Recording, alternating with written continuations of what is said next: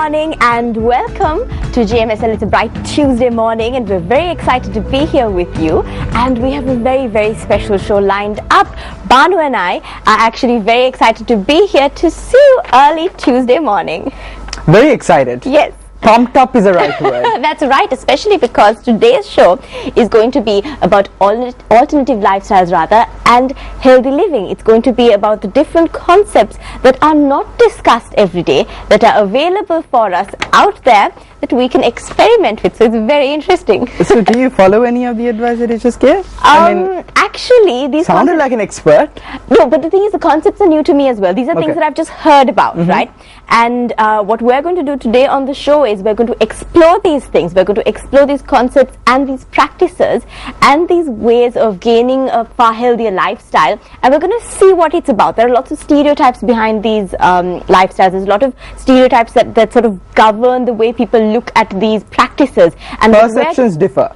Definitely. And I think we are about to set the record straight today. Sam and I are going to do that pretty well, and we've got interesting guests also to accompany us throughout. And what we want to mention is this is a very sensitive topic, so we don't endorse any of these practices, but we are hoping to really explore them. There's lots of questions that you will have, and so Banu and I are going to ask these questions because we have these questions as well, and we're going to explore these topics, and we're very excited to welcome our very first guest, that is Mr. Kirby Delanero, who is the founder of Warehouse Project and the executive advisor to the Ministry of Social Services, Sri Lanka, and the working director of the National Volunteering Secretariat. So, Mr. Kirby, please come on to set. Hi, how are you doing? Nice to meet you. Thank you so much for joining us. Good, how are you? Please take a seat, sir. Thank you. Kirby, now you have a very interesting CV that we've read, but I think the most interesting thing is you are the only Breatharian in Sri Lanka. Yes. Tell us a little bit about that. What does Breatharianism mean? Well, that's a very strange statement to say that I'm the only Breatharian. In fact, there's about 20 million Breatharians in Sri Lanka, and all of you all are one of them, because see, if I tell you to stop breathing, you won't be able to do that, right? That's true. So you are a Breatharian. I see. I think we need to clear cut the question, Sam, and ask the exact definition of how you perceive as what you do as a Breatharian. What is important to understand is Breatharian is your natural state of being. Okay. So we always breathe, and because we breathe, we live. Yes. Okay. So Breatharianism is just a state of consciousness that draws on the energy of breath and different vibrations. Life is a vibratory experience. Okay. And a Breatharian is most sensitive to the vibrations. All right. So therefore he draws his energy and his food source from the vibrations rather than what you can touch, feel and see, like pizza and cake and pasta and stuff like that. Okay, so clarify to me what you mean by vibrations. Okay. Everything is a vibration, okay? We are actually, if you go into the quantum mechanics of things, you are actually a vibration. If you go beyond the atom right into the quantum level, there's something called a vibration, or what we call a quark. Okay, so everything in the world is made out of vibrations and frequencies. You're emanating a frequency right now, I'm emanating a frequency. We are resonating a frequency out there, and that's why they're receiving our message out there. So just by word of mouth, is it? Not even by word of mouth, just by thinking, we cause different vibrations. So radiation, love itself is a vibration. So waves go, is it? From brain to brain, is it? Absolutely. It's an energy that you pass from one person to the other. Right. Now the Breatharian is most sensitive to these frequencies and vibrations. Love is a very high frequency and vibration. So when there's a lot of love in the room, have you noticed that when you're in love you don't have to eat? Right. So it's something like that. Point noted. So it's something like that. So it's a consciousness that is very happy and full of joy, and therefore, the food intake is much less than the normal human being. What do you mean by that? In the simplest form. So what you're saying is that now regularly what is stipulated is you have 3 meals a day. That's right. And then we go a little crazy with our tea, and we have 2 teas a day as well, just to make ourselves feel happy. That's right. So that's not the normal intake for someone who is following the Breatharian way of life. The Breatharian way, let's put it like this, okay? first question is, who told us to eat 3 meals a day? Okay, now the doctor. Well, you know, the evolution of science today would actually, there'll be arguments against that, right? If you look at today, the biggest problem in the world is heart disease, cancer, and diabetes, that all are related to food. If you take the food aspect out of it, this can be mitigated, reduced, or in fact eliminated. Okay. Now, what I'm saying is not different to what any nutritionist or doctor would say. Generally, when a person gets sick, what would happen is you get cancer, diabetes, or one of these sicknesses, or a cardiovascular disease. You go to the doctor with the disease, and he treats your symptoms by telling you, I wish you watched your diet. Yeah, that's true. That's what they always say. Right. It always connects with food. It's all connected with food. Now, here's the thing. This is where I come in. So that's the most interesting part. I don't treat the symptoms. Okay. I'm sort of the before the symptoms, you know. So my thing is, I can give a person a very high vibrational frequency consciousness. That he would be able to cut down his appetite up to 50 to 80%. 50 to 80%. Yes. So then that's a lot. That's a lot. In fact, even the people watching me right now on the program, and you guys as well, you know, after you finish off with me, because the vibrational frequencies are quite high, you will not feel like eating. You go in for your breakfast or your lunch after the morning show, you'll feel like, hey, I don't feel like eating. That's really strange. This guy came around, he spoke to me, there was some frequency vibration thing happened, and I don't feel hungry. What you're telling me right now is, now we are communicating verbally, right? So underneath that, there is like a communication that's happening where your vibrations will affect me to sort of reduce my appetite. Absolutely. It's called epigenetics. You know, there is, you know, your genes are always, your whole body is transmitting and receiving energy at any time.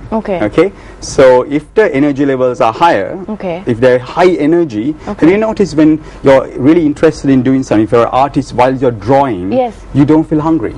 It's because somehow there's an energy that is created, that the natural norm is to, when you lack energy, you go for food. But if you have high energy, you don't need to go for food. Yeah, that's true. It's like a car. You pump petrol only when you run out of petrol.